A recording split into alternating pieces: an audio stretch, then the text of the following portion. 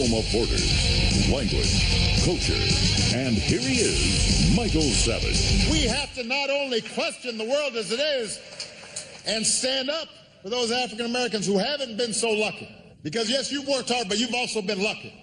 That's a pet peeve of mine. People who've been successful and don't realize they've been lucky. That God may have blessed them. It wasn't nothing you did. So don't have an attitude. Blue Monday, how are you, Blue Monday? Got to work like a slave all day.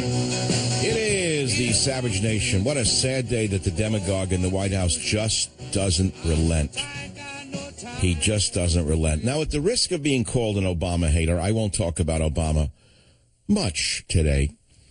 But the damage he has done is nothing compared to the damage he will do between now and the end of December. Hi, welcome to the show. How are you? How's the Monday treating you? So he gives a speech before a black college, Howard University. And again, he says, he repeats the big lie of the communist left, that anyone who has succeeded is just lucky. I guess that means he's been lucky. He sure has been lucky. Never worked a day in his life and became president. Unless you include communist organizing. I love the word community organizer. The first part of the word is correct. Commune. It's not ity. It's communist organizer. But let's put all of that aside because you don't want to hear it anymore. People who are not white people, when they listen to a man like me say this, they say it's based on racism because their minds are prejudiced. Prejudiced means to prejudge. I learned that when I was 12 years old from a comic strip. Prejudice means to prejudge. So every time we criticize this psychotic in the White House, you are prejudiced in thinking that it's because of his race when it's because of his politics. But I can't convince you of that because you're probably too biased to understand it. So let me give you a little other story to show you how prejudiced he is. I read a story in the New York Post over the weekend. Obama's last act is to force suburbs to be less white and less wealthy by Paul Sperry of the New York Post. So I read it in great detail, and I thought I had seen it all. I mean, I know what HUD is. I know what Section 8 housing has done. I know the devastation that has been foisted upon neighborhoods through the liberal policies of HUD. I know about it. Believe me, I know about it, so I thought I knew about it. The psycho in the White House is changing funding for Section 8 housing to punish suburbs for being too white and too wealthy. They're going to give more money, bigger vouchers to help urban poor. That's an acronym. Well, not an acronym. It's a phrase that we know what it really means. To help urban poor afford the higher rents in pricey areas such as Westchester County. And they're then going to assign new government Nazi agents, real estate agents working for the government called mobility counselors to secure housing in the exurbs. This is right out of Animal Farm and out of the ex-Soviet Union, mobility counselors. So I'm going to tell you more about the new Section 8 attack upon safe white suburbs and what it has done in suburbs that have already been afflicted by this, such as Dallas, Texas. Anyone listening on KLIF? Have you heard about shifting violent crime to affluent neighborhoods outside Dallas? Oh, they're calling it fairness and desegregation. But anyone who knows what it really does, and that wouldn't be Barack Obama, nor his housing secretary. Strange name of the housing secretary, by the way, Julian Castro. Julian Castro is a lifetime member of La Raza, the race. Not all races, not our race, but the race. Yeah, okay, well, there we go. There we go. So, in other words, they're going to increase the Section 8 vouchers for poor people to go live near you in white suburbs. Even Hillary Clinton opposes it. She doesn't want them living in her backyard, not in Chappaqua, NIMBY, not in my backyard. Yeah, your backyard, yes. Would you like to know more about this theory? It started with Bill Clinton, called Moving to Opportunity Initiative in 1994. Moving to Opportunity Initiative. It moved thousands of mostly African-American families from government projects to higher quality homes in safer and less racially segregated neighborhoods in several counties across the nation. And how did that 15-year experiment work out, folks? Are you ready for the ugly truth? The experiment bombed. A 2011 study sponsored by HUD found that adults using more generous Section 8 vouchers did not get better jobs or get off welfare. In fact, more went on food stamps, and their children did not do better in the new schools. You heard about the big lie that the poor minorities don't have enough money for their schools. It's the white people who steal all the money. Well, you send the poor people to the white communities, and they still don't do better. How do you explain that? Ooh, it's an embarrassing question. I'm sorry for asking it. Would you please forgive me for having a logical mind? Please forgive me for having a logical mind and asking logical questions. More went on food stamps, and their children did not do better in their new schools. But it gets worse. Hold on, all you prejudiced people out there. Crime simply followed them to their safer neighborhoods, ruining the quality of life for existing residents. Males were arrested more often than those in the control group, primarily for property crime. Oh, I'll tell you more about Dubuque, Iowa. I'll tell you about moving people out of projects in Chicago. I'll tell you what HUD has done to America. It's not very pretty. But Obama's latest act is to destroy safe white suburbs and bring crime to every home. But it's all in the name of fairness and equality. And just if you worked your whole life to get out of the, let's say, slums, I mean, that's what it was all about, wasn't it? I grew up in a tenement in the Bronx. It was nice. I mean, there was no crime there because the men would kill anyone who looked at the children raw. Oh, yeah, they did. There was no molestation in the South Bronx when I was a kid. There was one story of a man who did something to a boy. I heard that they threw him off a roof. Not the boy, the man. The police were busy eating donuts when the guy took a flight. That tended to keep the other perverts out of the neighborhood. But as time went on, the neighborhood became increasingly dirty and crime-ridden, so my parents struggled very hard. They wanted to move out of there, so they moved at that time to Queens to a little rental. And it was paradise to live with a little green backyard. But that's what you do when you're poor. You work to get out of the poverty by working for it, not to have HUD move you and give it to you, even though you didn't earn it. But that's America the way it is, and the way it should be, rather, not the way it is under these communists. And the way it all ends was written by Boris Pasternak in the great novel Dr. Zhivago. You may have seen the movie with Julie Christie and Omar Sharif, I believe, many years ago, if you remember it. Dr. Zhivago, that's how it ends in America if you don't stop these communist SOBs from destroying our quality of life and destroying the middle class. Because make no mistake about it, this is an assault not upon the rich on Park Avenue. They're not going to move the poor to Park Avenue. They're going to move them into suburbs and decimate the middle class. That's what it's all about. Okay, that's topic number one. And it's early yet. That's only one story. So I'm going to do the rest for you right now. These are the stories that agitated me over the weekend. I got such agita of these stories that I printed them up from Friday night when I went off the air till Monday morning when I went on the air. Here are the stories that I printed up just to show you what caught my attention. Army shrinks to smallest level since before World War II. That's Obama in action, softening us up. Kerry slams Trump's wall, tells grads to prepare for a borderless world. That's interesting. Really, borderless world. Now, here's the most interesting of all the stories. Poland lashes back at EU, abolishes the words hate crimes and racism units. Abolishes hate crimes and racism units, says we don't want to become like France and Germany. The whole idea of hate crimes is so popular in the West, and yet, according to Andrew Bizad, it's one of the biggest legal scams in our history. He says, think about it. Who commits an actual crime because they like somebody or something? Hate is a precondition of criminality. Nobody rapes, murders, or beats somebody into bloody pulp because they love that person. The only reason that hate crimes exist is to create social stigma so that one group in society might subjugate another using a legal system as a means of oppression.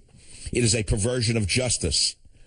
And so this is the trick that has been used by communists in America and the EU to impose upon people intimidation so they don't speak out. They invented the words hate crimes and racism.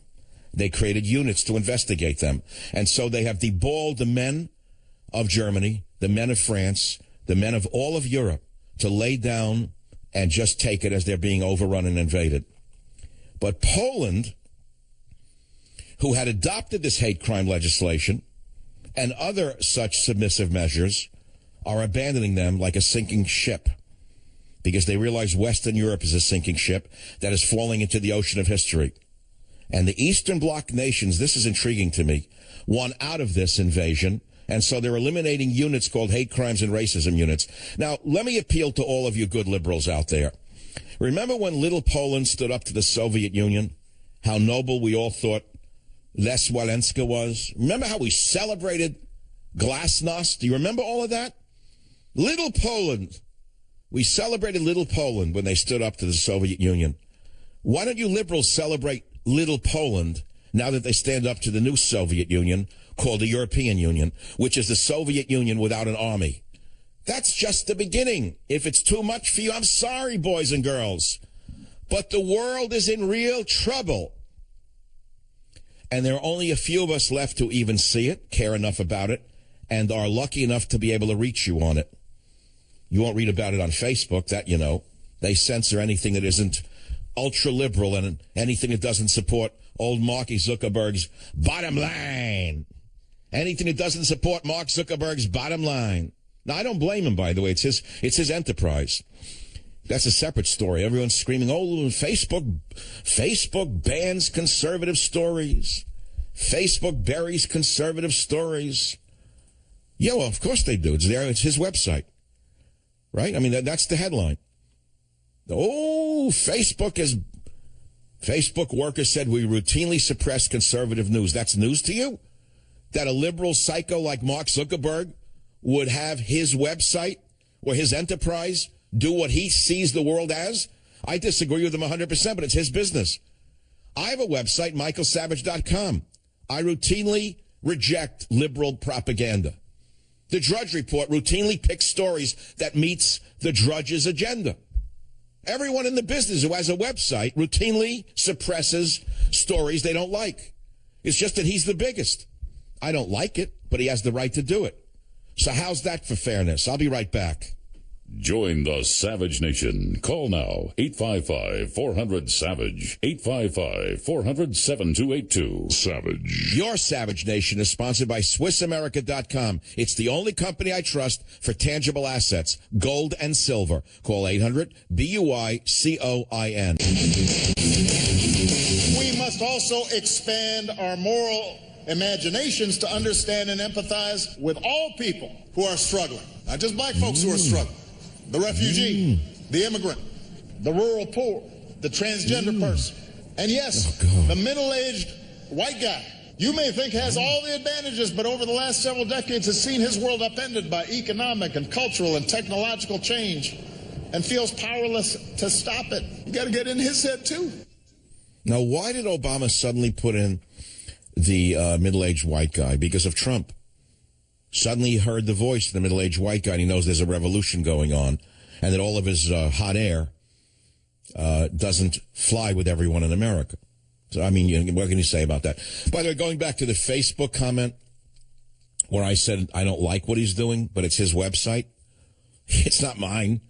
I mean, if La Raza wanted me to run a story pushing their racist agenda, I wouldn't run it. So he's a left-wing fanatic, he's a classic Soviet. He's an internationalist and a Soviet in that regard. He's part of the New World Order, Facebook. But Zuckerberg fundamentally is a businessman. So he pushes the liberal agenda, and he represses conservative news, conservative links, conservative stories. I hate it, but it's his website. Now, someone's going to say this. Someone sent me this. Someone's going to point out that Facebook has become, in reality, a common carrier, so ubiquitous as to be a utility. And common carriers, they say, are not protected by the First Amendment. Instead, they have to worry about laws such as the Sherman Antitrust Act, which makes restraint of trade a felony. Well, okay, so who else is a common carrier? What is a common carrier? Is Talk Radio now a common carrier? Is Michael Savage a common carrier? Is Rush Limbaugh a common carrier? He says he's the biggest show in America, and he is in Talk Radio. And so he created the Talk Radio revolution. Is he a common carrier? Is he protected by the First Amendment? Or is he subject to the Sherman Antitrust Act? Am I subject to the Sherman Antitrust Act? Am I subjecting you to restraint of trade? Of course I'm not. I'm giving you my opinion. I'm not giving you restraint of trade. I'm not telling you what you can listen to, what you can't listen to. If you don't like what you're listening to, turn on NPR and listen to around-the-clock left-wing gibberish. Left-wing, around-the-clock. Oh, don't get me started. Don't get me started about NPR. Boy, if I had any influence on Donald Trump, one of the top 5 things I would do would defund NPR and make them pay back all the money that they have taken over the last 10 years for personal gain. None of them will live on ratings. They have no ads. They have only money from you, your tax money. Your tax money on NPR is used to terrorize you. Your tax money is used by NPR to ravage you with mad leaders who are invading this country, with foreigners who are coming in and committing crimes, plundering our tax base, with extraordinarily high benefits, higher than the average American. You have to pay while your own country is being betrayed. You have to pay while your children are being brainwashed by NPR. You have to pay NPR while the cult of Islam has declared war on the West, murdering and maiming people around the world. And our leader will not even say the name Radical Islam, and he won't fight it. While a million of us see him as siding with the enemy, we have to pay for NPR to continue the brainwashing. Now, they're the ones, by the way, who are violating the Sherman Antitrust Act, Mr. Trump. They are the ones engaging in restraint of trade, Mr. Trump. It's NPR, which is not a private enterprise, Mr. Trump. NPR should be closed down on the first day of your administration. And there's much more that needs to be done. By the way, the Teddy book launches tomorrow. Be in that bookstore for me. Join the Savage Nation. Call now, 855-400-SAVAGE. Savage. You have to go through life with more than just passion for change. You need a strategy. I'll repeat that. I want you to have passion. You have to have a strategy. Not just awareness, but action. Not just hashtags, but votes. You see, change requires more than righteous anger. It requires a program, and it requires organizing. We should learn from Father Obama. Oh, yeah, we on the other side of the metric really could learn a lot from the most brilliant communist organizer in the history of the world. This guy has outdone Marx, Lenin, and Engel put together, what he's achieved. You got to hand it to him. In terms of success, God must love Obama. He just said that he was very lucky. He was born under a lucky star. Never worked a day in his life and became president. How does that happen? Then he became president and he wrecked the entire nation. That wasn't enough for him, so he tried to wreck Europe and the rest of the world, antagonize Russia, trying to start a third world war. But that hasn't been enough for him. There's months left to go. So he says you have to work at it. You need strategy. Not just awareness, action, not just hashtags, but votes. He is the greatest community or communist organizer in the history of the world. Every speech he gives is an attempt to antagonize blacks against whites, gays against straights, Hispanics against blacks. I've never seen anything like this. Speaking of antagonism, there was a great boxing match over the weekend, which I didn't pay for, but I saw the knockout punch. I know many of you are not boxing fans, but it's an interesting story. Canelo versus Khan. Alvarez lands devastating knockout punch. How's that for La Raza? Alvarez is amazing. What a fighter he is. Khan is a tremendous boxer. Strong as iron. There's no racial element here, or is there? Of course there is. Even when I was a kid, they would pit one race against the other in order to get a bigger audience. What do you think, this is brand new? It was the Irish versus the Italian boxer. Then when the Jews were still boxers, they'd occasionally have a great Jewish boxer. And they'd fill the auditorium with Jews cheering on the Jew against the whoever. Then it was the Italian cheering on the Italian against the other one. It was always a racial thing in the boxing ring. What do you think, they don't know what they're doing? So here they pitted Canelo Alvarez, Mexican, great fighter. Never saw his hand speed's amazing, against Mr. Khan. who I believe is a Muslim from England, if I'm not mistaken. And that was certainly a huge story. Thunderous knockout of Amir Khan in the 6th round to retain his WBC middleweight title. Brilliant fight. So if you want to see the knockout punch, it's hard to not enjoy watching it. He laid stiff like a corpse. They just had to stop the fight. Took him in an ambulance. One punch. Now, this is a guy in fit condition fighting for a title. Could you imagine what a trained fighter could do to you? Or me, any one of us? That is why, when I was a child, I was taught that boxers' fists are registered as concealed weapons. Did you know that? Is that still true? Are fighters, UFC, martial artists, is their whole body registered as a concealed weapon? I mean, I better tell Hillary Clinton about that. Does the Second Amendment apply to fists and feet? I wonder. Because if Hillary Clinton hears about it, you better hush this up. She's liable to, seize our fists and our feet? Could she ban fists and feet altogether? Maybe the state could amputate your hands if you're a fighter, because your hands are a deadly weapon. And they might violate her desire to control the entire population, because after all, after they take our guns, you could still have a Boxer rebellion without guns, if you understand history. If you don't understand history, please turn on NPR, where you'll have your brain molded in any direction that the Jell-O mold wants it to go. Okay, WMAL. Amy, you're up. What's the topic? I'm calling because I disagree with you about Facebook. I'm a shareholder in Facebook, and I'd like to submit that because Zuckerberg took his company public and shared ownership with many people of many different political persuasions, his job now is to make money, and his own personal political views should be in the back seat. Is that true for others, though, who have gone public? If it's a public corporation, it's got owners of all political persuasions. If he wants to own it privately and own all the shares, then fine. He can do whatever he wants. I agree with you on principle. Or so your point of view is that Facebook is routinely suppressing conservative news and it's illegal. Not illegal, but wrong, because he's hurting his audience and he's making people who are conservative less likely to like Facebook, which hurts profits. And he's supposed to be about profits now that he's a publicly owned corporation. Nobody would complain about his profit-making ability. He's made a lot of money for Facebook shareholders, hasn't he?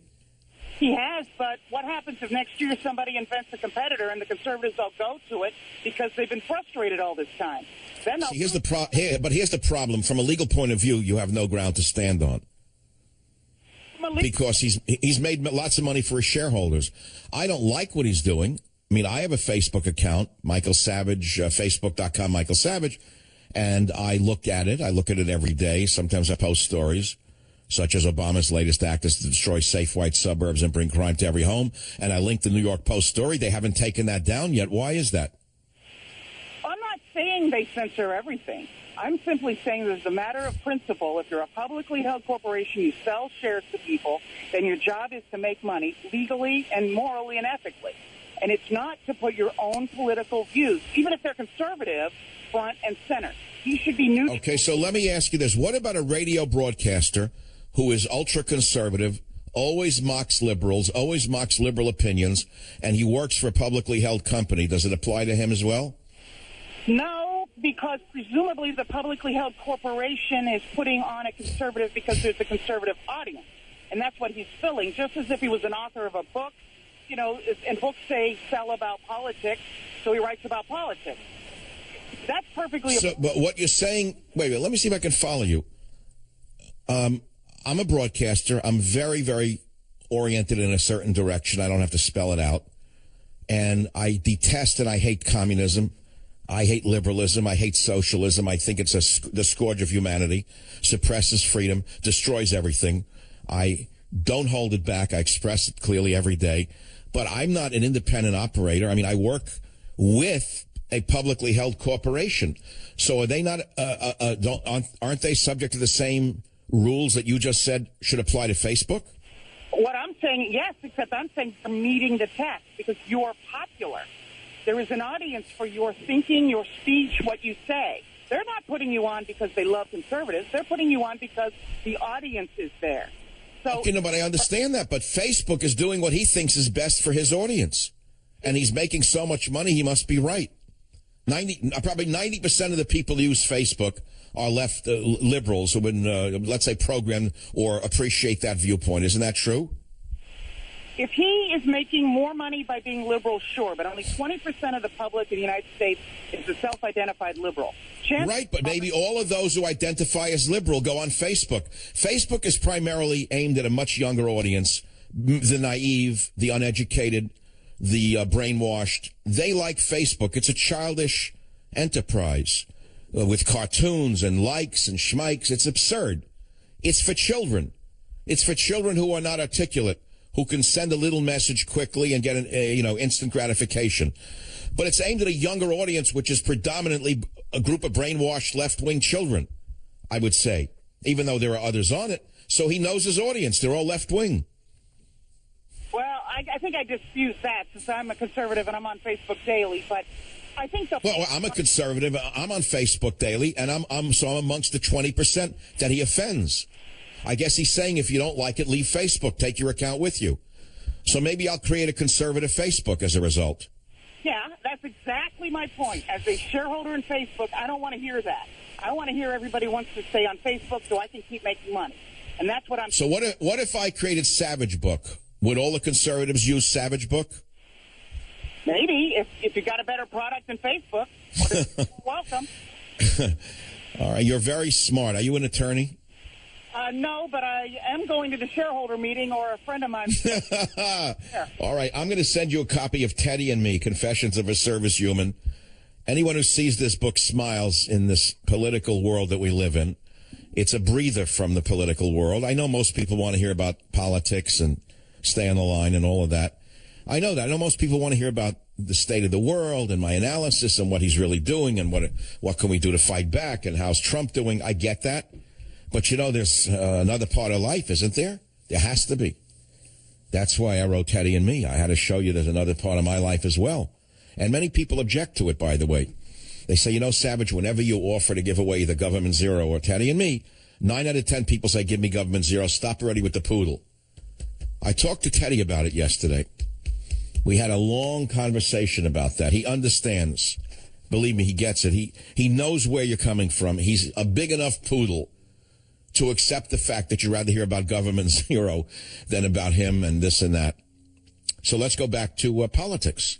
855-400-7282 is the phone number. Oh, do I have good calls? This Facebook censorship is a big story. The forcing white suburbs to be less white and less wealthy is a big story. Army shrinking to smallest level since World War II, not a big story with my callers. I'll tell you right now, you want to hear what's trending on the Savage Nation? Let's do that. Let's do a Facebook thing. Here's what's trending on the Savage Nation caller line. The censorship of Zuckerberg and moving people into white suburbs, allegedly to give them a greater opportunity on what it does to the community they move in. The other stories I mentioned didn't catch on. They're not trending. Obama tackling race, Kerry slamming Trump's world, saying grads should prepare for a borderless world. Poland lashing back at the EU, abolishing hate crimes and racism units, saying we don't want to be overrun and give up our sovereignty. Army shrinks to smallest level before World War II. None of those caught on. Not trending. This is what's trending. You hear this? WABC in New York. Cindy, welcome to the program. What's on your mind? Hi, Dr. Savage. It is a privilege to talk to you. My husband and I listen to you daily. Well, I would like to talk about the HUD housing. We moved down to, we always lived in Princeton, New Jersey. Very proud of it. Beautiful area. Moved down to Florida for a year, came back. Just missed it too much.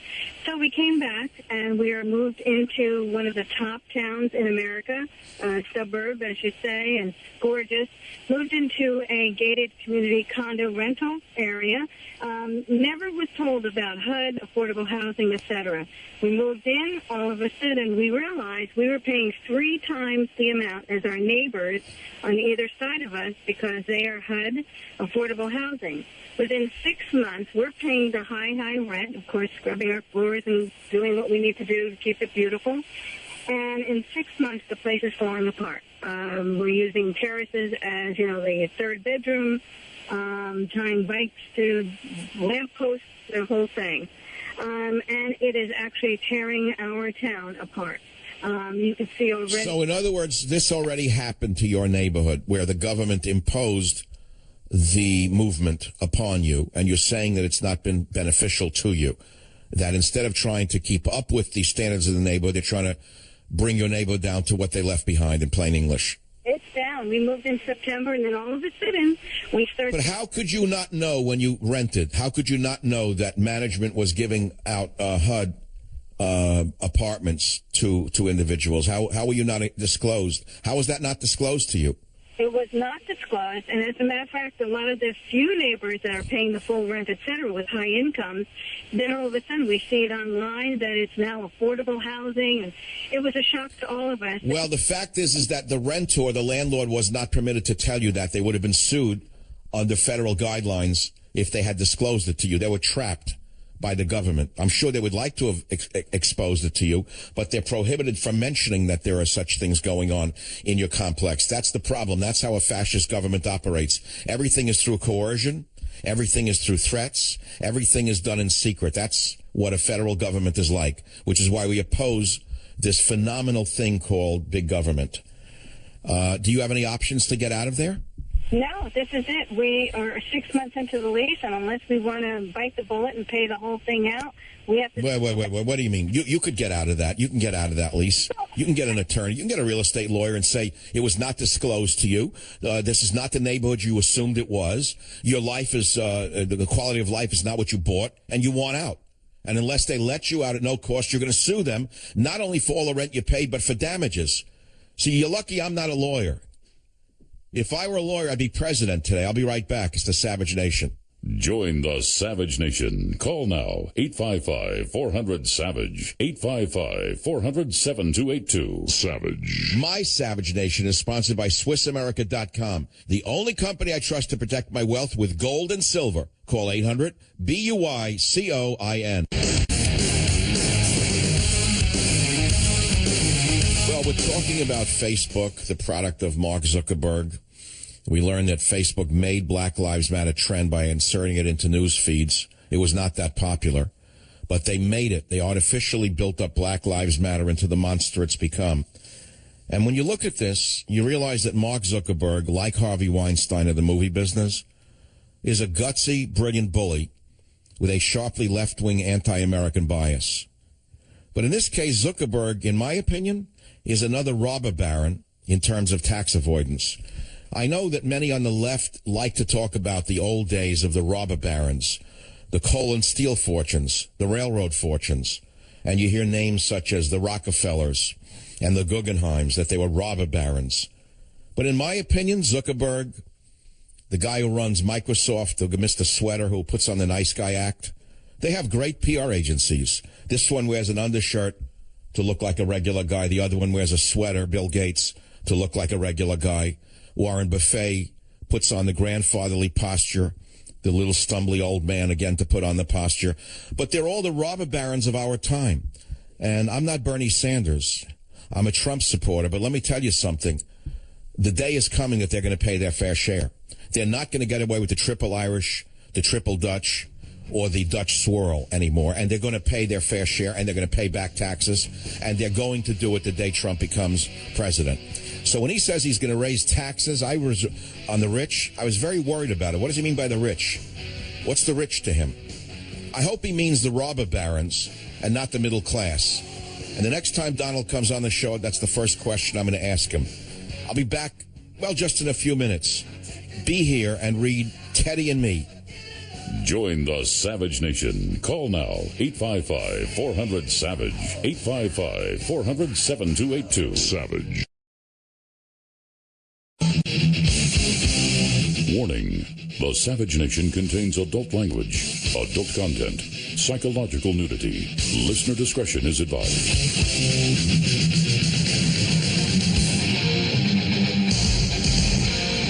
And now, America's most exciting radio talk show, The Savage Nation. Talk radio for the thinking person, home of borders, language, culture. And here he is, Michael Savage. Racism persists. Inequality persists. Don't worry, I'm going to get to that. But I wanted to start class of 26. Here's a guy is the luckiest man in the history of the world. A talentless opportunist with a great voice and a great con man's mind. Got where he is by pushing the racism notion. Here he is, the president of the United States of America for almost 8 years, and he's lecturing black graduates of Howard University about racism. When does it stop? The answer is never. Never. Why should it stop? If you can become president with with literally no contribution to human society, why would you stop using the tool you use to get where you are? Welcome to hour number 2 of the Savage Nation. And, what's trending on the show is 2 topics. I'm going to use trending. I think I like that. Trending. I don't have any, what do they call them, steerers? No, they have certain people that they call a certain name, steerers. Curators. I am my own curator. I'm the curator of the Savage Nation. And I'm going to tell you which topics have been trending on the program thus far. And the number 1 story is Obama's last act is to force suburbs to be less white and less wealthy. My headline is a little different on michaelsavage.com. I'm going to show you my orientation. That was the headline in the New York Post, which is far more moderate than is michaelsavage.com. So I'm going to go to my website and I'll read you my headline. Army cuts leave fewest active duty troops. Oh, it's not even on my website. That's nice. I'll have to come up with a headline. But here's how I want to change this story now. Obama's last act is to force suburbs to be less white and less wealthy by Paul Sperry, New York Post. Great article. It's worth reading in its entirety. I thought I linked it on michaelsavage.com, but I didn't. The question I would ask you is this. What motivates Obama? Is it race or Marxism? Is it that he has a vendetta, a literal vendetta against white people? Or is it that he has a Marxist agenda? Or is it a little mixture of both? What would you say to that? The new regulations are going to be called small area fair market rents. It sounds innocuous, doesn't it? In the last days of the Obama dictatorship, they're going to raise rent limits for poor people in order to make sure they can move into more white neighborhoods, in plain English. So, in other words, they're not just going to drive Section 8 tenants into the suburbs. They're going to push them there. They're not just going to encourage them to go. They're going to push them into the suburbs. The HUD chief, Julian Castro, said the following. He said, we want to use our housing choice vouchers to ensure that we don't have a concentration of poverty and the aggregation of racial minorities in one part of town, the poor part of town. So he wants to disperse minorities into white neighborhoods. Now, that would include illegal aliens who are here and they don't belong here. They've never been invited here. They broke the law coming here. Well, Julian Castro, who was a member of La Raza before he became HUD secretary, wants to make sure that your neighborhood looks more like Tijuana and less like Main Street USA before he and his demagogue boss leave town. But what about the theory that this will bring the poor up? The answer is every study done by HUD itself show the theory doesn't match reality. And I've given you one example after the other. I've shown you what happened in Dubuque. I've shown you what happened in Chicago. I can have calls all day long about what happened in cities around this country from Dallas and onwards. But now these psychotics want to roll it out nationwide, even though it's proven to be a failure, even though the kids don't do better in the better schools. Okay, the children don't do better in their new white schools. In fact, crime simply follows them to their safer neighborhoods, ruining the quality of life for the existing residents. These are hard words. I realize that they're painful words. I realize this agitates you. You're probably reaching for a Prozac, or you're reaching to put on some soothing music. You say, I don't know. I like this guy's voice, but I don't like what I'm hearing. Even if it's true, I don't want to hear it. I don't want to hear that. I want to hear that when minorities are put in good white neighborhoods, the crime goes down and they all get along and they share food and ethnic foods are shared between tenants and the children do great in school. That's what I want to believe. It would be the same for Muslims. They don't want mosques, and they want to get along with Christians, don't they? No, they don't. No, take a look at Europe. You'll get your answer there of what happens with the Muslim invasion. And take a look at what happened in Dubuque or anywhere else. You'll see what happens with the poverty invasion here in America. So Obama is using class warfare, taking the last drop of change that he can get. Remember what he said a few months ago? I want to squeeze the last drop of change out of my time in office. And guess who he's squeezing? Why, squeezing those in the safe white suburbs. Now, let's be clear. Why do people move to safe white suburbs? It's a trend in America that's been going on for a very long time. It didn't just start under Obama. It started a very long time ago. What happened was couples, when they're single, tend to like to live in cities. It's exciting. They can stay out late and go to bars and hang out and go to parties. They meet someone, they have sex, then they think they're in love with each other because the sex is great. The next thing you know, it's the ring and the white gown, and then along comes the baby. And they said they would never, ever, ever leave the city. They love it. They were hipsters. Not us. We're not like our parents. No, not us. It's not going to happen to us. They don't move then because the child's nothing when it's an infant. They don't have to worry about it then. Then all of a sudden they start to think about sending their poor little infant to a school. They look around their little hipster neighborhood, and they realize if they send their little lamb to a school, it'll be eaten by wolves. It'll come home naked and stripped and starving, if it comes home at all. So take a guess what they do next. They say, honey, he's got to go to school. We better think about that. Well, can't we do what Obama does and send them to private school? Well, no, we're not president and first lady. We can't send them to Friends Academy. That's $50,000 a year. That's a nice inner city school. We can't do it. So what happens is they realize they have to move to the suburbs, and they're very depressed. Then they go out there and they find a little house to rent or to buy, and they move in because the schools are safer for Johnny or Janie. And they kind of get used to it. They say, wow, look at all the room we have. Amazing. We're not just all sleeping and working in one room. Look at this. There's even 2 bathrooms in here. Look at that. There's 2 bedrooms or 2 or 3 bedrooms. Look at that, honey. There's a little yard. Can we get a dog? And before long, they become suburbanites. They adjust to it. They do the bridge and they do the tunnel, just like mom and dad did. And before long, he wakes up and looks in the mirror and he sees his father staring at him. Before long, she looks in the mirror and sees her mother staring at her. And they say, well, you know what? I guess there was a reason for the fact that he took the subway out to Queens or the Long Island Railroad out to Nassau or to Suffolk.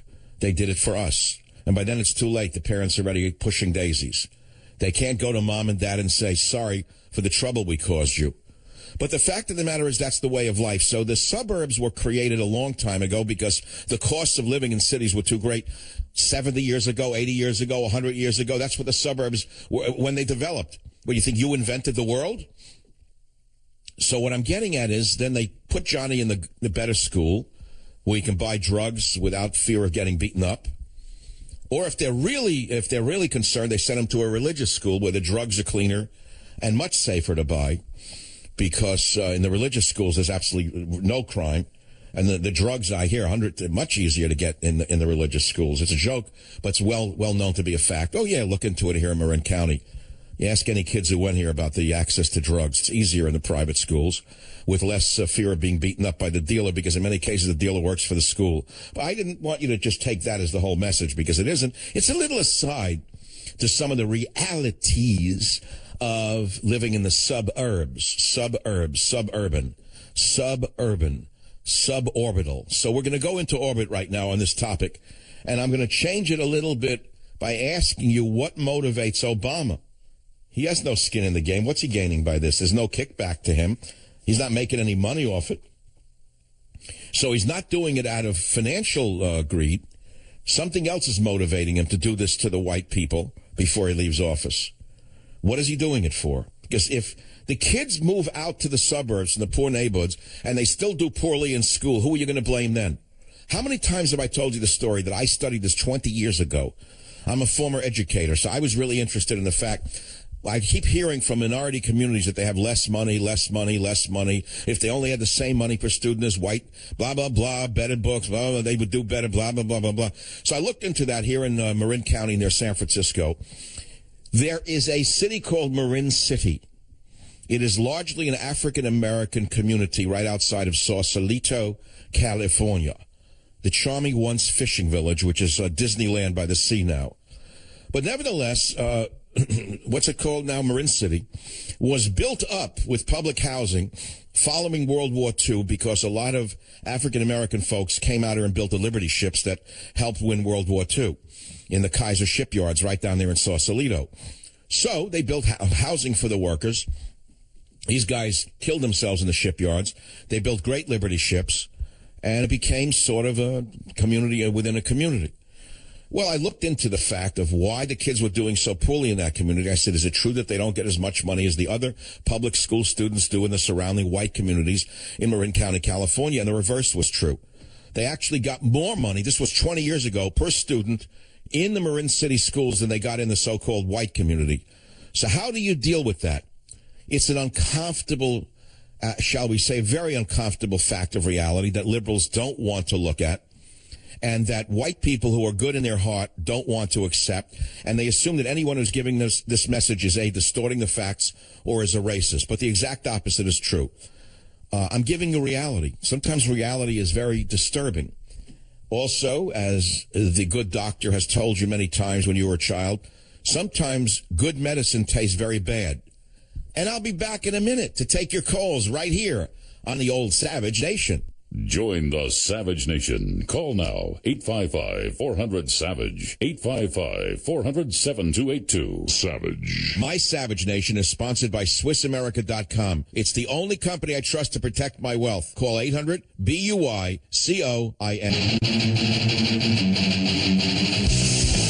Trending on the Savage Nation right now is the article. Obama's last act is to force suburbs to be less white and less wealthy. And I didn't want to talk about the effects of this on the renter. I wanted to talk about Obama's motivation. What motivates him to be doing this to us in the last months of his regime? Why would he have to keep doing this? He's gotten virtually everything he wanted and then some, but he's not happy. He keeps wanting to just spite a certain demographic. Let's put it to you that way. Let's be very clear. He has a vendetta. An animus is the right word. Not a vendetta. He has an animus towards a certain demographic that is becoming so clear to anyone who has consciousness that it has to be discussed. Let's go to Mike on WABC. Mike, what's your opinion? Why does Obama do this? What motivates him? What drives this man? I think it's self-hatred, Mike. I think deep down inside he doesn't like the fact that he's a mixed race. And he'll do anything and everything to knock that away. I wouldn't have taken the call if I hadn't have thought the same thing myself, to be honest with you, because there's no other explanation for why he has such a strong desire to constantly spite the demographic we are discussing by skirting around saying it. So, I mean, there's nothing more to say to it. That's your position. Yes, sir. I think he'll do anything and everything to desegregate these neighborhoods, to make it the way that he wants. It's like a boxing match. When the guy's so punch drunk, he's going for the knockout blow. You're saying that the white middle class is so punch drunk from what he's done to the white middle class, that they're ready to be knocked out completely by him? I believe so, because it seems like they don't do it. They don't want to do anything. It seems like they're just sitting here and taking it. Yeah, I guess that's true. Okay, to lighten things up a bit, I'm sending you Teddy and Me, Confessions of a Service Human. I'm tempted to switch gears, but I'm not going to do it and read from the book, because some of the writing is, I think, excellent, or I wouldn't have written it and published it. But I don't think this is the right moment to talk about it. I've got such adjective from the news that I can't stop talking about the news. The speech that he gave over the weekend was shocking. The shocking in its racism. And he gloats on it. He gloats on his racist statements. You can hear it. He literally gloats when he says these things. And I don't want to play it again just for emphasis. He changed accents a few times. How could these young people at Howard University not look through him? Did they all buy the act? They're still buying the racism act. Okay, then we got the Trump. Trump. That's what you want to talk about, but not today. We haven't heard Donald on since he won last week. We don't know when we'll hear from his representatives again, but I'm not reaching out. I'll tell you right now. I got to talk about that for a minute because I ran into a few people. You know, I bicycle around. People stop me and they say, boy, you should take great credit for what you've achieved with helping Donald Trump become the nominee. I said, okay, fine. No, I said, no, don't dismiss it. You were the primary reason he became the nominee. I said, all right, whatever. And he said, no, not whatever. You did it. And they said, well, he owes you. I said, he doesn't owe me anything. I said, moreover, I never asked for anything. And I said, you know, I haven't heard from them since he won, nor did I expect to hear from them. I'm not like working with them. And I have not reached out. I haven't said, oh, can we have Donald on or off? I think I had Donald on enough for a long time. But I suspect when the next need arises, I will be hearing from the Trump committee again. And when he's on the show, I'll ask him some pointed questions like, where do you stand on taxes? Because one day you said one thing and one day you said another. I mean, okay, you revised your policy positions. That's fair game. What is your actual policy position? Who pays more taxes? Is it the robber barons who are using triple Dutch swirl techniques to avoid paying their fair share? Or is it guys like me who worked their whole life to achieve what I have? You want to tax me more? So how do you differ from Bernie Sanders? There, I asked it out loud. If that's where he's going to come out, like on Bernie Sanders, I'm sorry, there's going to be a problem from my point of view. I didn't work so hard that Bernie Sanders win the presidency. I worked so hard that Bernie Sanders with a pretty wife become the president. Although that unto itself is a plus, to be honest with you, thank God. All right, I'll be back in a minute. Be here or be nowhere. Join the Savage Nation. Call now, 855-400-SAVAGE. Savage. When I was graduating, the main black hero on TV was Mr. T. Rap and hip-hop were counterculture, underground. Now Shonda Rhimes owns Thursday Night. And Beyonce runs the world. We're no longer entertainers, we're producers, studio executives, no longer small business owners, we're CEOs, we're mayors, representatives, presidents of the United States. So what's he complaining about then? And why did he start by saying that racism still exists? What does he want? How does this end? So far as I know, Beyonce runs the world. What world does she run? I walked out of the Super Bowl in New Orleans when she sang. I had never heard of her. I couldn't stand her. I thought she was a disgusting, a vulgar, burlesque star, frankly. I couldn't stand it. It nauseated me. I ran out. I left at halftime. I couldn't watch it. It was like a bump and grind from the Phil Silvers era with a lot of glitter. That's all it looked like to me. I said, I don't know what world it is that she runs, but it's not my world. I saw her that one time for 3 minutes and almost puked. I never watched her again. But all right, so she runs the world. That's like La Raza. What world is it that she runs? What does the refer to? Anyway, just asking, that's all. So have we exhausted this project? This topic. Should I move on to something nicer? Something different, something less political? Can I, for a few minutes? Can I get schmaltzy and a little sentimental for a moment or two? No, I should not. Robert, yes or no? It's a part of me. There's a part of me I suppress on the radio. Every once in a while it comes up. There's a sadness to me. There's a certain pathos underneath my strength. You know that, right? Raise your hand if you don't know it after 20 years of radio. You never heard the whole man if you haven't heard that. But I don't know a man alive who doesn't have pathos inside him somewhere. In my case, it's pretty on the surface much of the time because I never medicated it and I won't medicate it. I live with it. When I get depressed or sad, I just let it be. I just live with it. I just let the sadness or the depression be. And I engage in it. Like Churchill called it the black dog, right? When I get the black dog come around, I let the black dog come around. I just walk with him. I don't tell the black dog to go away. I don't take any medication. Never drink alcohol when you're depressed, by the way. It's a little hint. I don't know if you learned that yet, but if you are down, don't ever have a drink. It's going to make you worse. It's a central nervous system depressant. I'm just giving you a little hint that you may not know. You cannot drink your way out of depression. I think my way out. I write my way out. I paint my way out. Lately, I haven't painted in months, but I write, basically. And that's the best way out of it. In addition to exercise, vitamins, and whatnot, they all work amazingly. Well, hang out with the dog. I mean, truthfully, it's an easy fix. The pet, you look at them, and pets don't get really depressed.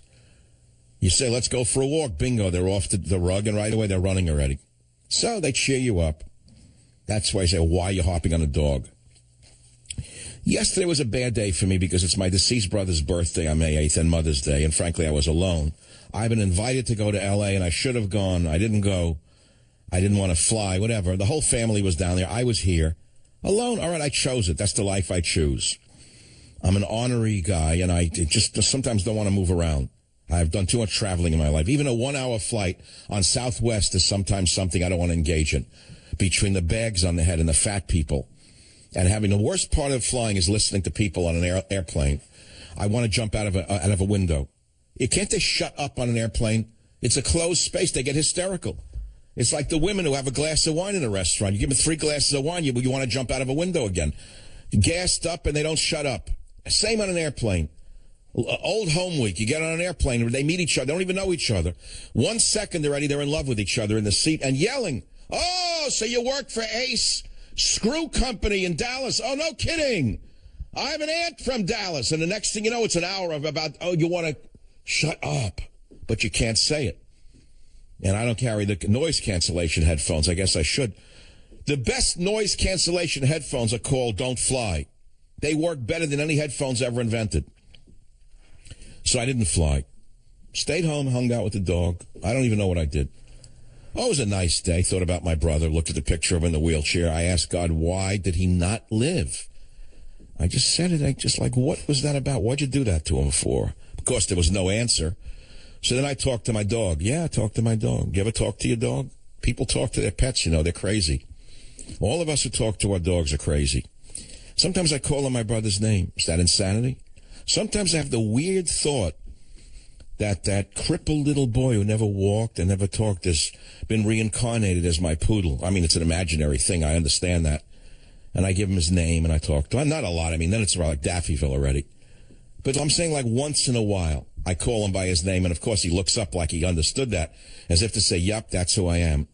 But dogs will respond to you as I say, his name is Teddy, but I say, Jerry. And he looks at me because Jerry and Teddy sound alike. So, I mean, he can make that mistake. So I say, Jerome. And he responds the same way. So I said, wait a minute, this is getting freaky now. It's like a freak out. Is he really reincarnated? Is it possible that he let him come back as a healthy dog? Because he punished him as a human being. He cursed him so badly.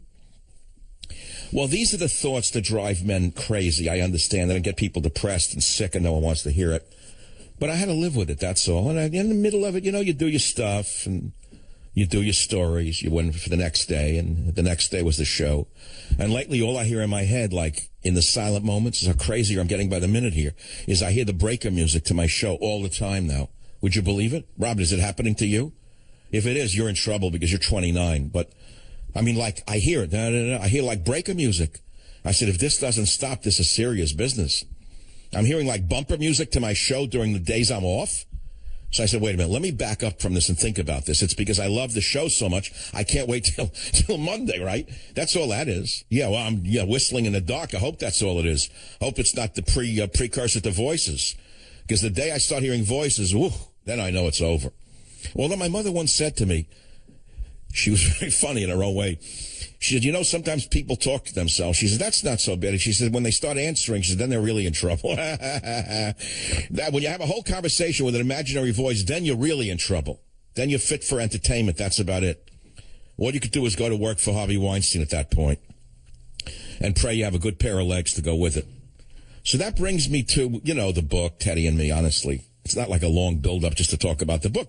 I'm telling you what motivates me, why I even wrote the book. You get what I'm saying to you? Like, what do you think? I wrote the book because I wanted to show you pictures of me and the dog? I wrote the book not to get richer and pay the government more money. I wrote it because I wanted to bring joy to the world. I wanted to give people something beautiful to remember me by. And the ethereal nature of individuals and that we don't last forever. We have a shelf life and the dog is perfect and beautiful and he's in there and he's not going to be around. But it's a legacy for all animals, so to speak. And it's also a legacy about the transient nature of life. And so that really is what I wrote it for. And I said Teddy is my best friend. But I wanted to go from that to the God thing for a minute. And in a way that I think would be acceptable to those of you who don't believe in all that. Here it is. Chapter 3, page 35, which is, I believe in God, but when I'm driving, Teddy is my co-pilot. He reflects my attitudes and instincts and sometimes guides them. You see, most of the time we live outside the city, so he has a little grassy lawn to run on and a grassy hill to play on. When we're in the little cottage on the bay, he likes the gulls and cormorants, the seals, and other sea creatures right off our back deck.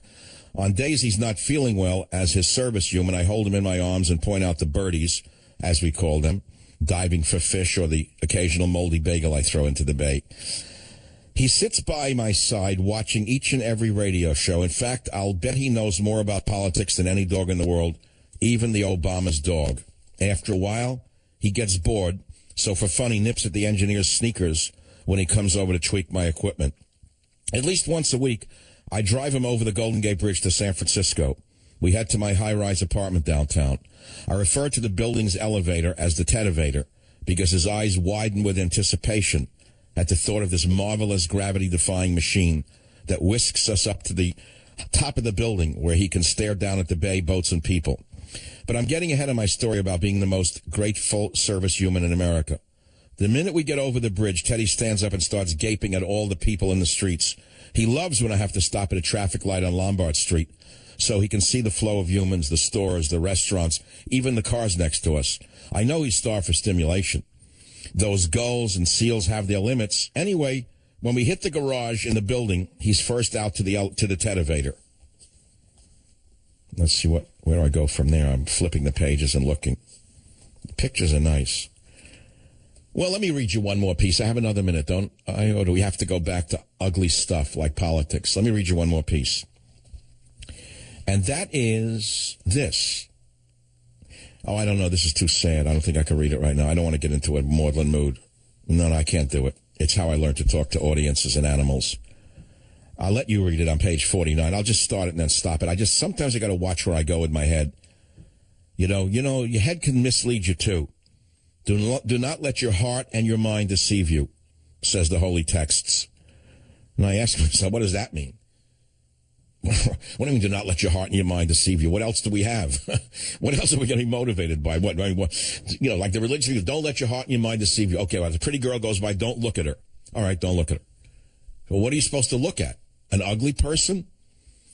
I mean, don't let your heart and your mind deceive you. Well, they're right in that sense. You could just stay home like a mutant in the house. So I was talking about God. I wrote, I'm not a particularly religious man. I was raised in an atheistic household. My father was an atheist from Russia, and my mother was a kind of very faithful believer. Not religious per se, but she really knew God existed. She did things that made me know that. The way she dealt with the tragedy of my silent brother taught me many things. The way my father dealt with it was another. The way I dealt with it is another. I learned to be an entertainer because of my mother's sadness and tragedy. You see, my mother was deeply saddened by what happened to my brother, and she couldn't fathom what happened. She didn't know why. She had a healthy daughter, then a healthy son, me. Then she had another boy who looked perfectly fine, blonde hair, blue eyes, perfectly fine. And then in a short period of time, they found out he was not normal. Couldn't see, couldn't hear, couldn't speak. He was basically a vegetable. So they thought, anyway. Well, it wrecked the whole family. My mother would cry endlessly in the apartment. No one knew this. Well, what does a little boy do when a mother is crying? He tries to make her happy. So I would entertain her. I would do stupid things. I became an entertainer for my mother. I would imitate people. I'd put on faces. I would make sounds and noises, and I'd wipe the tears away. She'd stop crying. She would smile. Even my closest family members don't know this story. I learned to talk to silent audiences and to entertain because of the tragedy with my brother. You say, what's the big deal? People die every day. Stop talking about it so much. All right. Just telling you how one man's soul operates. So it affected me in that I learned to entertain my mother. As a result, I can go from the maudlin to the enraged man in 1 second. In 1 second, I can turn from a kind of maudlin, sad guy into an enraged bull. In 1 second. You see, it all rages inside my soul, and in that sense, I'm very much alive, top to bottom. But I also learned how to talk to audiences and animals because of my silent brother. See, they said to me, don't talk to him. He was sitting in a high chair strapped in there. He was blind, he was deaf, and he couldn't speak. And when no one was looking, I would sneak into the kitchen to talk to him. I want you to see how primitive the world was in the 1940s in a doctor's profession. So they told me, the healthy brother, don't go in there. Don't talk to your brother. You'll bother him. I said, what do you mean? How can I bother him if he can't hear me? So when they weren't looking, when no one was around, I would talk to him anyway because I loved him. I just loved him so much.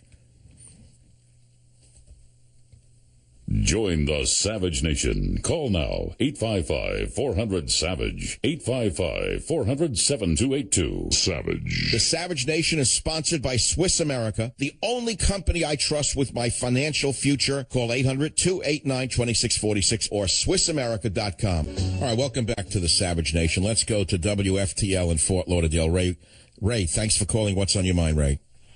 Dr. Savage, I just want to say I really appreciate all the information. It's language, borders, and culture. Makes a lot of sense to me. But if I had a choice between the books, I'd take Teddy and Me because that's really what's important in the end. I just lost a dog after 15 years. And there's more to it than just stuff we can't control. But I love... look, I'm not a combat veteran, but ask combat veterans whose dogs have been with them for years out in the field what it means when they can't take them back home with them. Or take a look at the pictures of the burials where the dog sits on the coffin and won't leave the graveyard. I mean, there's something more here than meets the eye. Believe me, Ray, it's not just woof woof and giving him a treat. You know what I'm saying? There's a bond between man and dog that is ancestral and deep. And it goes back to the beginning of civilization, if not before that. And even though we in the modern world live with a little, fluffy little pet, if you look at the history of man and dog, you'll see it's much deeper than just pampering a little animal, Ray. I think that's what you're saying. Absolutely. Absolutely. My wife... All right, Ray, stay on the line. I'm sending you Teddy and Me. Listen, I don't want to get stuck on this, but I want to read you something from Teddy and Me since this is going to be it for today on that.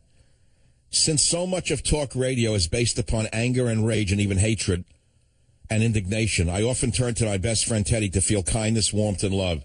That's right on the top of 81. He inspires me to feel these things. And that's why it's important to have my dog at my side during almost every show. My voice and my ability to move crowds are my gift, but also my burden. This power of the magical voice, which I first discovered in the first grade in a slum school in the Bronx, can change people's fates. How would you use this power as a broadcaster and best-selling author if you were me? I intend to make this day the first day of the rest of my life, as people used to say in the hippie 60s and 70s. We can change our lives. You say, well, what's wrong with your life, Michael? Well, it's not that there's anything wrong with my life, but it's not what I want it to be. I don't feel that I'm inspiring people in the way I want to inspire them. You see, you can inspire through hate, as ISIS does, as the ACLU does, even as Hillary and Obama do in their own quasi-moderate ways. They inspire through hate. But you can also inspire through anger. You can inspire through rage. You can inspire through false righteous indignation. We know that's all out there. We get it every day of the week, mainly on talk radio. In varieties, that's what you get. Anger, rage, false righteous indignation, and it riles you up and you listen. That's an inspiration. But then there are the bigger inspirations. And I'm reading from Teddy and Me. Now you know why I wrote it. Now you know what it's all about. It's about inspiration. It's about kindness. It's about sparking the human souls out there. Thank you for listening. I'll be back. Be here. Join the Savage Nation. Call now, 855-400-SAVAGE, 855-400-7282. Savage. Warning. The Savage Nation contains adult language, adult content, psychological nudity. Listener discretion is advised.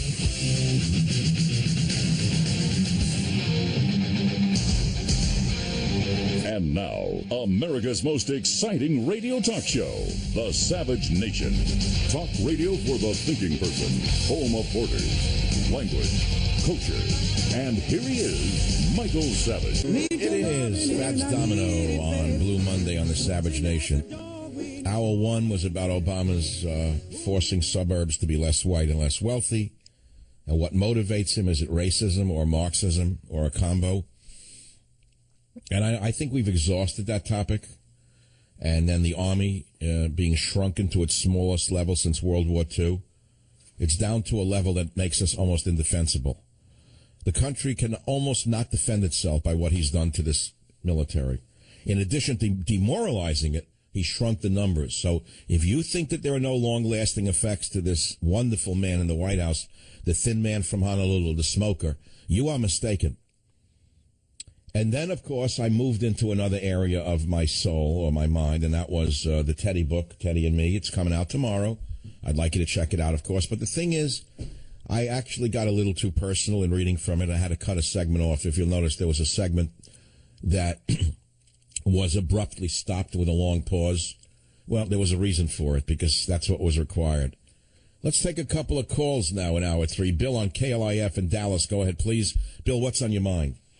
Well, Mike, I just wanted to thank you for your eloquent, wonderful telling of the story with regard to your brother. He was so impaired, and yet you, with your wonderful empathy and your care for him, reminded me so much of what the gospel says. You know, greater love than this nobody has, to put aside your life, and you did for your brother. You loved him.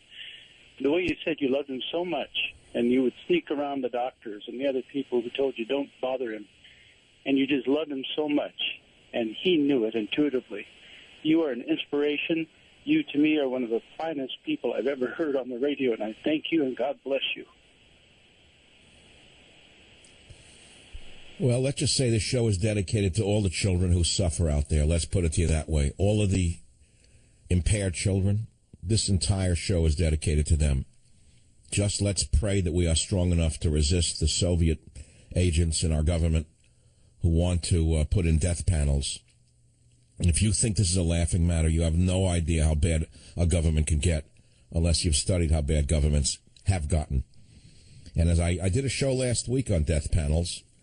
Remember, I did a show on should you live past the age, I think it was 75, or be terminated. Remember that one? These same monsters who are pushing forward such notions would also exterminate the so-called handicapped. And they would do it, by the way, in the name of kindness. That's how Hitler did it in the beginning. You don't know that. I'm a student of all of these things.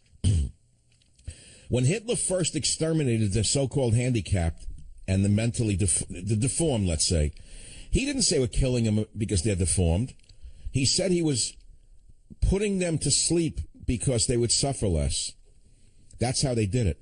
But there was such an outrage in German society that they discontinued the program. The same mentality exists in the Obama administration right now with regard to Obamacare and death panels. But I don't want to see you didn't want to get sidetracked. I'd rather talk about something else, that's all.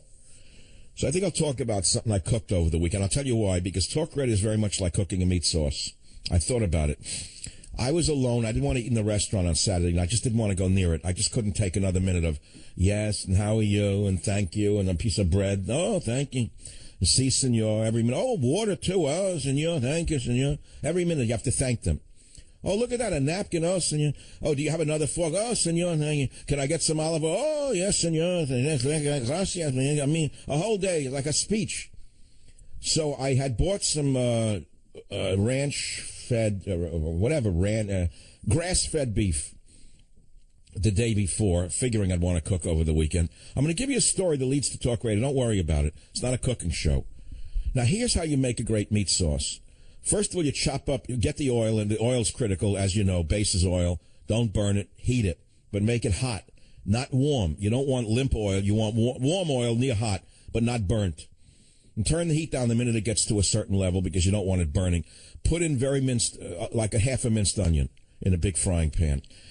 You got to move the onions around a lot until they become translucent and soft. Now, again, don't burn the onions. Okay? Now take, like, let's say half a pound of meat, or let's say half a pound of meat, whatever you want to make, and put it in there, just in little pieces with your fingers. Use your fingers. Don't be afraid. Use your fingers. Get tactile in your cooking. Put the pieces of meat into the cooking onions and the oil, and then get at the wooden spatulas because it's a nonstick pan. You don't want to ruin the pan. See, everything is important, right? And then start mincing the meat up that way with the two spatulas, moving it around in the oil and the onions. I'm giving you an inside tip here. So get the meat in there, move it around, get it smaller with the spatulas. Keep breaking it up. You got the meat cooking in the oil, right? Till the meat turns, all the red is gone. No more than that. Once the red is gone, now you really start to have fun. Now you got to put in some of the spices. I happen to love tarragon, but it has to be a pinch of tarragon. Tarragon is great for taking away the stink of, I don't like the smell of poultry. It's used primarily in Spanish cooking, but it's a great spice to, let us say, mute the smell of fowl. It's called fowl for a reason. F-O-W-L, but it could be F-O-U-L. Tarragon takes away that smell in chicken, but I found an interesting trick. It's wonderful if you use a little bit of it in meat. Use a lot of it with chicken. So you put a little bit of tarragon. I happen to like oregano in almost everything, a pinch of oregano. I have fresh parsley, Italian parsley growing in my garden. I put that in there. Stir it around, and then basically you're done. Just take whatever bottled sauce you use. I'm not going to give you the brand. I only use one brand. Put it in there, low heat, cover on it, boom, you're done. Now, what am I telling you? Talk radio is very similar. In hour 1 and 2, I gave you the meat. I did. I gave you the meat. I gave you the political meat. Now I want to give you the tarragon and the oregano of talk radio. And I just did. I gave you a recipe. I gave you the spice of the show just now. You see what I'm saying? I want to move along here. I want to move along. I don't want to get stuck now on Obama's monstrosities. I could go back to it. I could get deeply into it. And I know we can get you agitated, you know, on what motivates Obama to do these things to us in the last months of his horrendous, oppressive regime. He's gloating on it. Or Kerry, the monster, getting up there and slamming the wall and telling the graduates to prepare for a borderless world. Why would they do a thing like this? Why would the Connie Barker, John Kerry, telling graduates to prepare at Northwestern University for a borderless world when we see the devastation of the lack of borders on Europe, when we see the invasion, the plundering of the nations, the crimes that are being committed by the invaders from Africa and the Middle East? I read today, for example, that Merkel is considered the worst leader in Germany, modern Germany, since Hitler. I've said the same thing myself, but it was written in a more eloquent way than that. Merkel has done more damage to Germany than you could ever imagine. Why is she working day and night against the whole concept of Germany? Why? Why does she bring people in who hate their country, who hate their religion, who hate their race? Why does she bring in people who practice a sort of religious genocide into their nation? I ask myself. And what does it have to do with America? It has an awful lot to do with America when you consider that Trump, in many ways, represents to most Americans the champion, a rescuer, a knight in shining armor, who may stop this tide from engulfing us. There is a great article by David Kupelian in WorldNetDaily.com, Is Trump America's Knight in Shining Armor?, that I would recommend that you read. It's a very interesting article, and I can emphasize a few of the sentences. And he writes that right now in 2016, the tens of millions of Americans feel exactly like the citizens of those mythical, terrorized ancient kingdoms in the classic stories. They see their once great nation ravaged by terrible forces. Their leaders seem to have gone mad, intentionally leaving the nation's borders unguarded, allowing hordes of invaders to swarm into their country, plunder their wealth, and commit heinous crimes. Their supreme leader is widely seen as hating his own country, continually betraying longtime allies while aiding her mortal enemies. The nation's youth are corralled into ivy-covered brainwashing centers and indoctrinated into bizarre beliefs and destructive behaviors. The land's once robust economy has been decimated, with onerous taxes and regulations strangling businesses and the nation's major industries, along with the millions of jobs they provide, leaving their homeland for foreign shores. On top of all this, a genocidal, worldwide mind control cult has declared war on their troubled nation, murdering and maiming people at will, yet their leader won't even utter the enemy's name, let alone fight it. Millions suspect he sides with the enemies. And then he says Americans, beholding their nation's increasing woes, wistfully recall the happier land of their youth, once blessed above all other nations, where despite its flaws, unparalleled liberty, prosperity, and opportunity were in abundance. But right now they watch in dismay as their beloved society disintegrates. Each day they numbly tune in the news to hear of the latest outrages. Muslim immigrants and refugees streaming into this once Christian country at breakneck speed. Undercover videos depicting so-called doctors bragging about killing beautiful little preborn children and then selling their body parts for maximum profit. Our armed forces are being degraded and demoralized in myriad ways by a commander-in-chief who secretly loathes the military, and the government requiring teenage American schoolgirls to shower with boys who claim they identify as girls.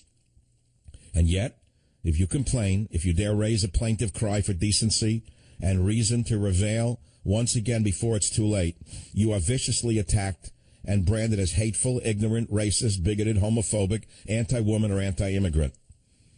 Thus it is that massive numbers of good Americans are desperately looking for a champion, a rescuer, a bold knight in shining armor who will fight and destroy the monster that has for too long been devouring the nation and its inhabitants.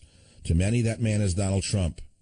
However, real life is not a bedtime story, and presidents and candidates are full of flaws, even great flaws. Worse, sometimes our would-be heroic figures are not at all what they appear to be. And he talks about the Trump phenomenon. It's David Kupelian on WND.com. Is Trump America's knight in shining armor? Join the Savage Nation. Call now, 855-400-SAVAGE, 855-400-7282. Savage. The Savage Nation is sponsored by SwissAmerica.com, the only company I trust to protect my wealth and financial future. Call 1-800-289-2646. Listen, I got to get to this story after I take a call, but listen to the headline. The hotel and motorcade costs for Obama's two-day trip to Saudi Arabia cost $3.1 million. The Ritz-Carlton Hotel alone cost $2 million. And you say, what? What do you mean a hotel for $2 million? Did you know that he brought an entourage with him? Hanger-ons, guests. And he spent $2 million in the Ritz-Carlton Hotel for his friends. They were called VIPs. Who was in there? The VIP delegation of Obama included who? Al Sharpton? Beyonce? Who was with him? Rooms for security and the VIP delegation were also booked at the Four Seasons Hotel Riyadh, at Kingdom Tower totaling $200,000, and the Courtyard Marriott totaling $240,000. 3 limousine companies were also booked for the king, including contracts worth $240,000 to Al Salim Transportation and Tourism Company, $240,000 to SMSA Express Transportation Company. I can read on and on.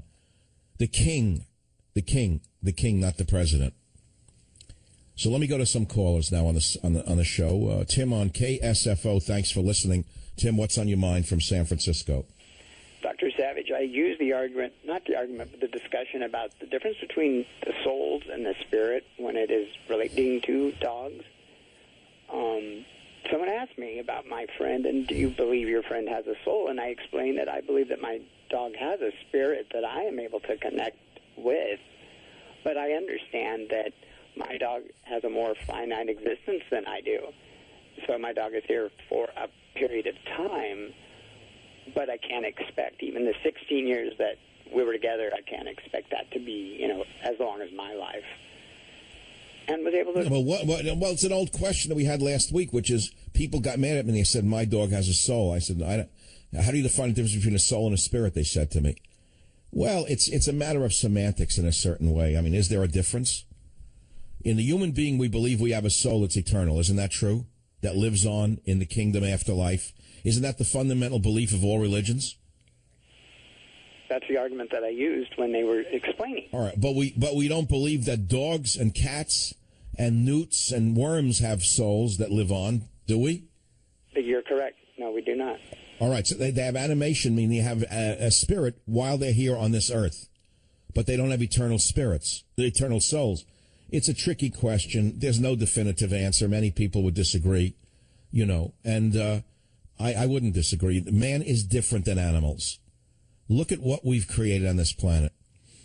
The good, the bad, and the ugly. Look at our greatness. Look at the buildings, the bridges, the airplanes, the spaceships. Look at the discoveries in medicine.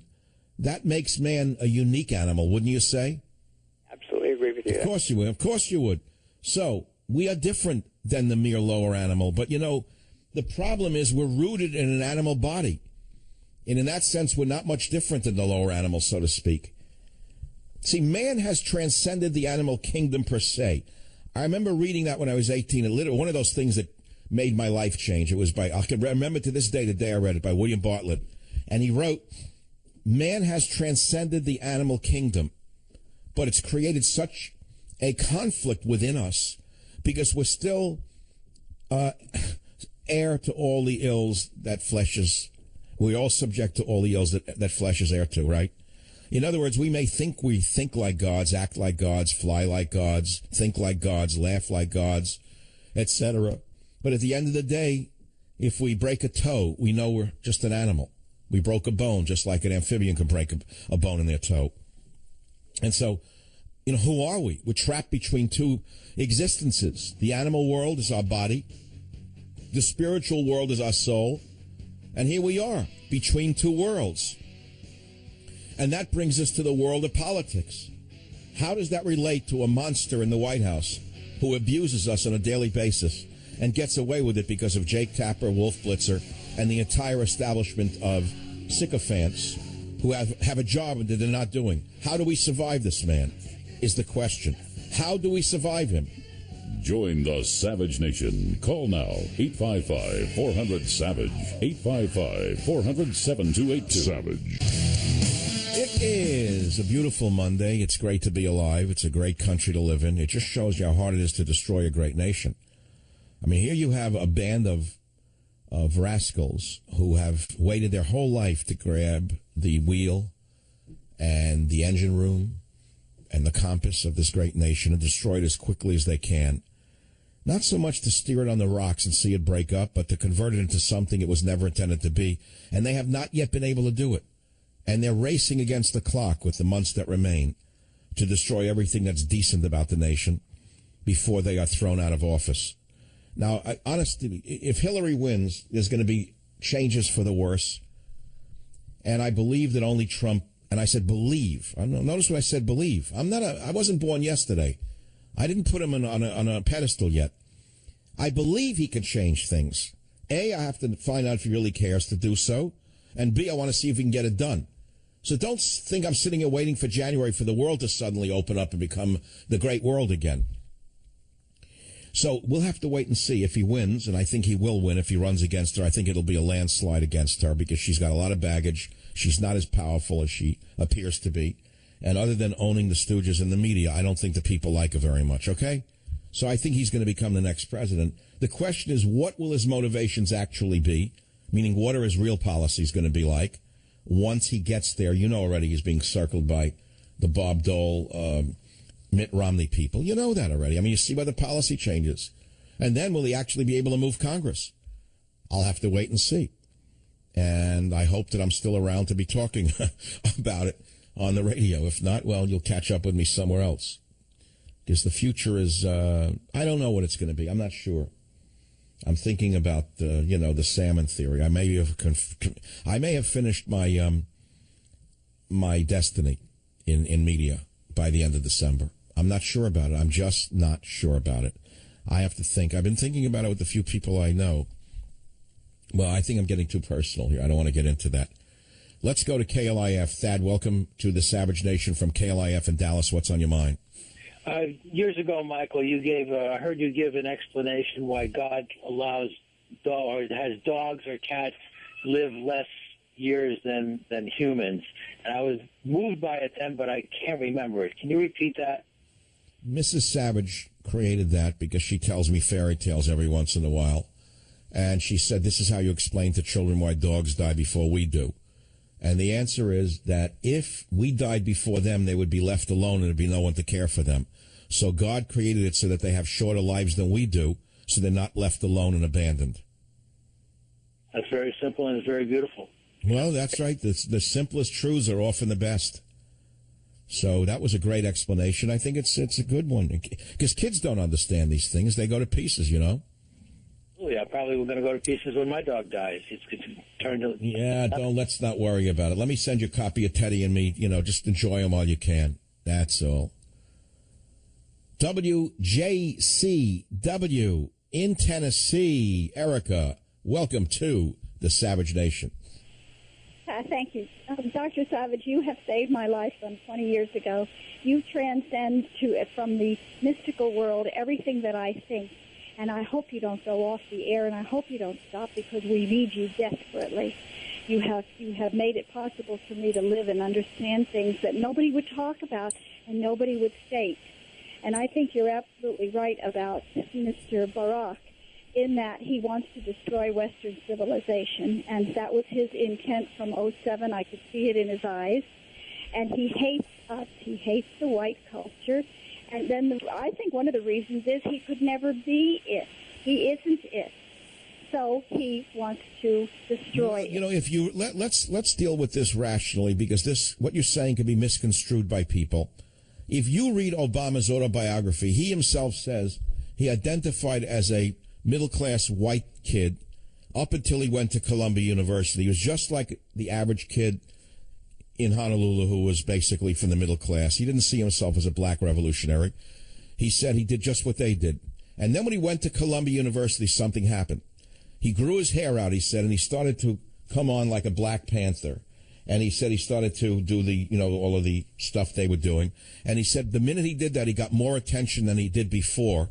And so he did more of it. And then he did more of it because he got more attention acting like a radical. So he found out what worked. And what worked was hatred. And so why should he stop now when he could travel to Saudi Arabia with an entourage and spend, did you hear the number, $2 million for hotels for VIPs? Who was in that trip with him to Saudi Arabia? How does he get away with it? How does the First Lady get to fly to South America with a separate Air Force One and abuse the office of the First Lady like that without a question mark? How does she have 72 personal assistants and people who fawn over her at public expense and get away with it? How does she do that? The answer is there's no media anymore. Erica, thank you for the call. But again, I don't want to just go into the Obama thing. So without giving the details, because I'm not allowed to do it, I just got the ratings for last month. I guess I got to talk about them for a minute for the first few markets.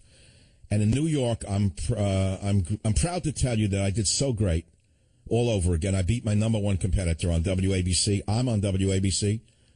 And I beat my number one competitor who has all the advantages I don't have. Tremendous promotion, etc. And I beat him enormously. One of great numbers. Great numbers. San Francisco still doing fantastic. Dallas, my new station of KLIF. Fantastic people came over with me from the other station. And so in the first few markets, I want to thank you for spreading the word and listening to the Savage Nation. GAW, Massachusetts. Ray, you're up on the Savage Nation. What's on your mind, Ray? Hello, Dr. Savage. I bought your book, by the way, the first week it came out, and it's absolutely wonderful and copiously referenced. Wait a minute. Wait. You mean Government Zero? Government Zero, yes. Yes. Yeah, okay, fine. The political masterpiece.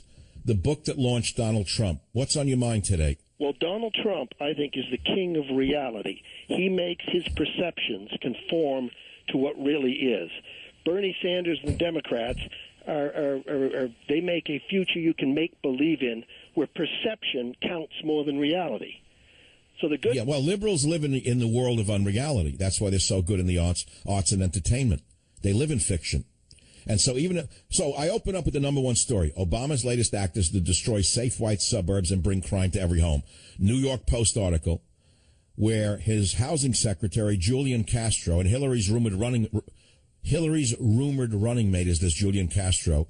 They are cooking up a scheme to reallocate funding for Section 8 housing to punish suburbs for being too white and too safe. That story caught great traction today on the show because people cannot believe he's still up to his old tricks and his old animosity. That's the whole point here. In other words, the reality is that wherever this has been tried, the kids who were moved into the white suburbs still didn't do well, and the crime went up. But they don't want to know about that. That's right. Well, the other thing is, think about the Republicans, people, the guy who fixes your muffler, the guy who fixes your car, the guy that builds. All of these people have to deal with the real world. An awful lot of Democrats, they live in college campuses, they live in cities where the owners take care of the property. They're increasingly divorced from the real world. And yes, it's a clear way of looking at it. So what you're saying, in essence, is that the working person is resonating with Trump's message because he's speaking to them. And they detest the disconnected liberal who speaks about things such as prepare for a borderless world. Kerry says, the elitist. Stands on his pedestal and says, prepare for a borderless world, as though he doesn't know what's going on with the erasure of borders in Europe, right? Yes. All right. Thank you, my friend, from calling up there in Massachusetts. KSFO, San Francisco. And by the way, that opens up a line to the Savage Nation at 855-400-7282. 855-400-SAVAGE. We have one open line. Grab it while you can, so that you can be heard by more people than you have met and will meet for the rest of your life. It's pretty true, by the way. Pretty amazing. We've talked about a lot of things so far on the show. Kerry slamming Trump, telling students to prepare for a borderless world. Poland abolishes the hate crime unit because they know that hate crimes are a legal scam to disarm people from common sense and survival. I asked if leftists celebrated Poland standing up to Soviets, why are they not celebrating now that they're standing up to the new Soviet Union called the EU? We talked about Zuckerberg pushing his liberal agenda to make money. We had the common carrier argument versus the First Amendment. I said that one of the top 5 things that Donald Trump should do would be shut down NPR. NPR is using our tax money to terrorize us with lies. I talked about the New York Post story on Section 8 housing and the plan to move Section 8 into wealthy neighborhoods by raising the amount of money they're going to give these people to move into your neighborhood. And I showed how the same theories failed under Bill Clinton. Crime followed them into the new neighborhoods. Those are some of the topics that we have touched on to this point. Bob on KSFO, line 5, you're up on the Savage Nation. Hello, doctor. Thank you for taking my call. I just wanted to make a comment. When my dog sleeps, she barks like she's chasing an imaginary snake in her mind. But I'm just wondering, what realm was that encompass? Yeah, I know what you're saying. Like when I hear my dog crying at night and whimpering, like what is he worrying about? Like I'm leaving him alone? I've left the house. What are his worst fears? Is being abandoned, right? What is a dog, which is a pack animal, what does a dog who is a pack animal fear the most? It's being left alone, isn't it true? Yes. So what can he be worrying about? What's he worrying about? Is he worrying about being left alone? He doesn't worry about starving. I don't think he's missed a meal in his life. So he's not worrying about being attacked by another dog. I never let that happen. He's so small, I made up my mind that after my first little dog was killed 20 years ago in front of my eyes by a Dalmatian who leapt on him and bit him and killed him right in front of my eyes. Did you ever have that happen to you? What a story that is. Right in front of my eyes. I had a little Yorkshire Terrier in Queens, New York. I was walking him, and a Dalmatian was off leash, ran across the street, jumped on him, bit him. His mouth fit right over his whole little body and punctured his lungs. I couldn't do a thing. The dog was dead before I even reached down there. I rushed him to the pet hospital, and he was dead. That's all. So, I have made up my mind. If I'm walking this dog, he's 10 pounds, but he's little. Especially these monsters that walk around with these ugly killer dogs off leash. They get me so angry in Marin County. You have no idea what I feel about those people. They do it to threaten everybody.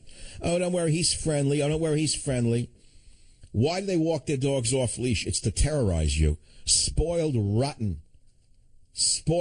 progressives with their pit bulls and their monster dogs. Every time I see one, I don't get mad. I pick my dog up and hold him in my arms. Now, is that enough to stop a pit bull from running it? No, that pit bull will rip me to pieces and the dog. And that's why I always carry my good friend Smith with me. But the fact of the matter is, I don't want Smith to have to intervene between me and a pit bull. I want that stupid owner to be arrested by the police for threatening everybody with his killer dog. But the police can't be everywhere at all times, and that's why Smith needs to be around. And if he's not there, there's always his friend, Dr. Wesson. I'll be back in a minute on the Savage Nation. Join the Savage Nation. Call now, 855-400-SAVAGE, 855-400-7282. Savage. Hey, our Savage Nation is sponsored by SwissAmerica.com, the only company I trust for wealth insurance, gold and silver. Call 800-BUICOIN.